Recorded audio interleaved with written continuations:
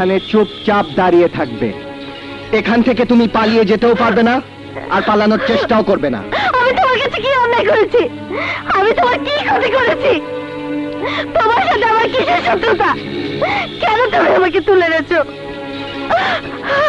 আমি আমার কাজের কৈফিয়ত কাউকে দেই না। আমার প্রয়োজনেই তোমাকে আমি তুলে এনেছি। আমাকে তুমি আমার বাড়িতে যেতে দাও। আমি তোমার পায়ে ধরছি, আমাকে এখান থেকে যেতে দাও।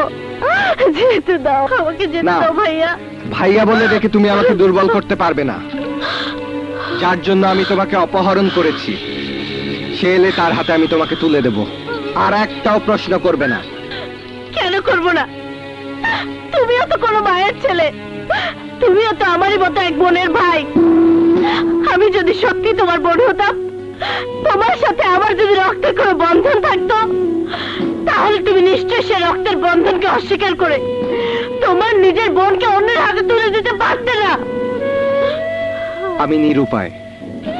এই মুহূর্তে এছাড়া আমার আর কোনো উপায় নেই। আসলে তুই একটা অমানুষ, তুই একটা জানোয়ার, তুই একটা পশু।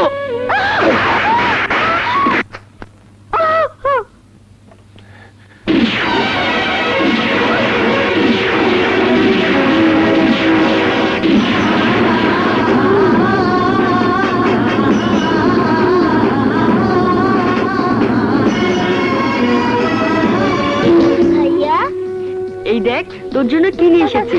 এই লকেটে তোর আর আমার ছবি আছে।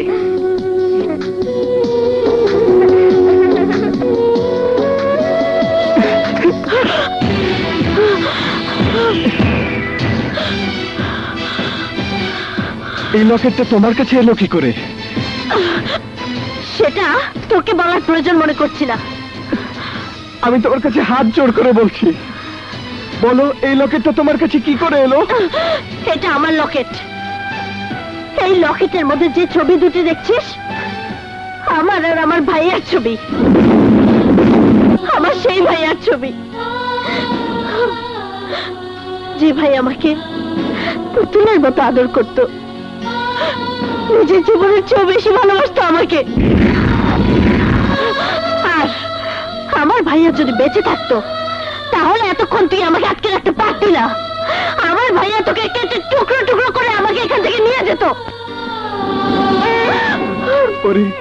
আমি যে তোর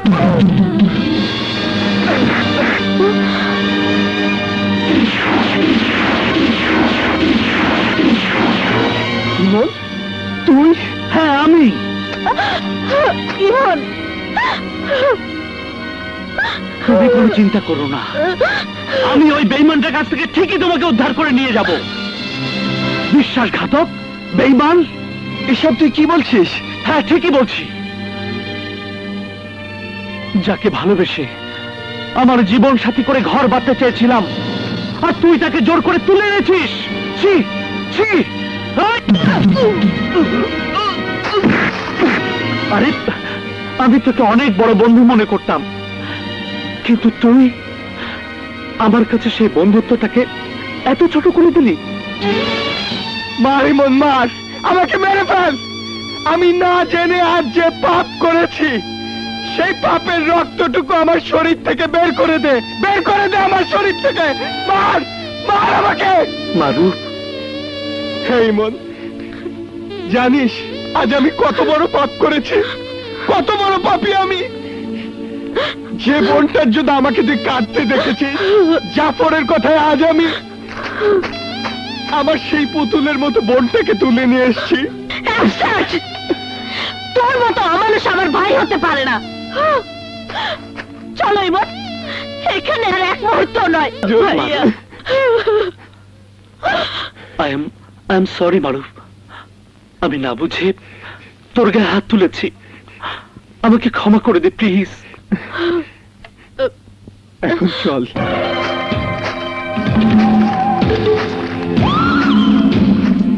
বাহ বাহ, বড়ই নাটকীয় দৃশ্য, কিন্তু এই দৃশ্যটা তোদের জন্য আনন্দের হলেও আমার জন্য খুবই কষ্টের, খুবই বেদনার। কি বলতে চাস তুই? বলতে চাই, ভাই হয়ে বোনকে আজ আমার হাতে তুলে দিবি, আর আমি আমার ভাইয়ের সাথে তোর বোনের বিয়ে দেব। এই জাফর, দাড়ি নয়, কমা নয়, একদম ফুল স্টপ। বাঁচতে চাইলে এখান থেকে চলে যা। আমি ওর বুকের ভেতরের কলিজাটাকে টান দিয়ে ছিনিয়ে নিয়ে যাব। যা।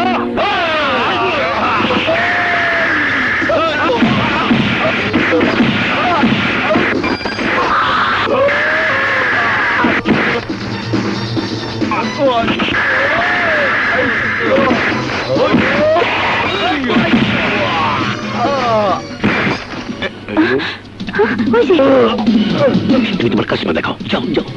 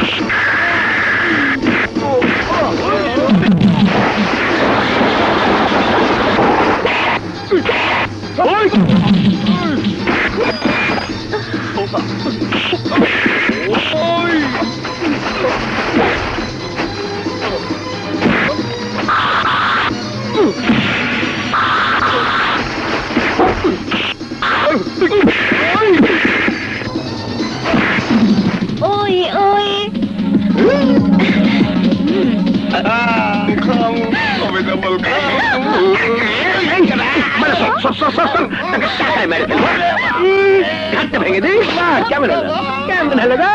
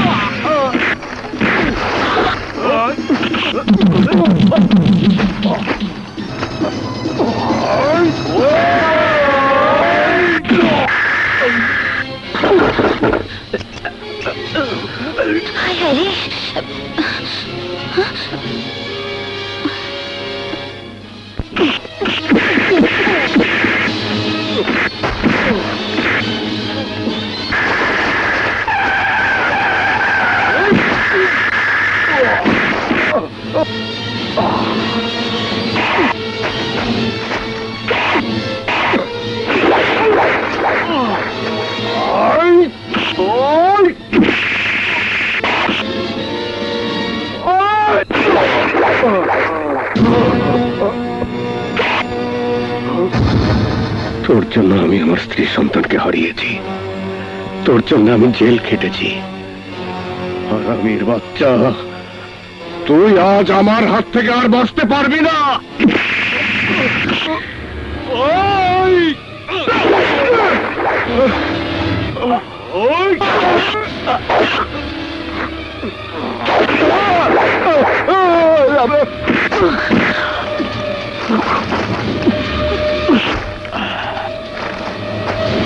আসুন আসুন, কাজল, মাম্মি, বদমাইশ, ইন্সপেক্টর সাহেব, ওকে অ্যারেস্ট করুন। ও আমার মেয়েকে কিডন্যাপ করেছে। মাম্মি, তুমি কাকে অ্যারেস্ট করতে বলছো? ওকে জানো? ও আমার হারিয়ে যাওয়া ভাই মারুফ। তোর ভাই মারুফ? অ্যারেস্ট দেন, যাও নিয়ে এসো। ঠিকই, মারুফ। Order order order. আসামি মারুফ ও আলী হোসেনকে বাংলাদেশ দণ্ডবিধির ৩০১ ধারা মোতাবেক যাবজ্জীবন কারাদণ্ডে দণ্ডিত করা হয়, কিন্তু সৎ আচরণ ও জেলখানার আইন শৃঙ্খলা সুষ্ঠু ও সুন্দরভাবে মেনে চলায় আদালত আসামি আলী হোসেন ও মারুফের শাস্তি কমিয়ে ৫ বছর পর মুক্তি প্রদান করেন।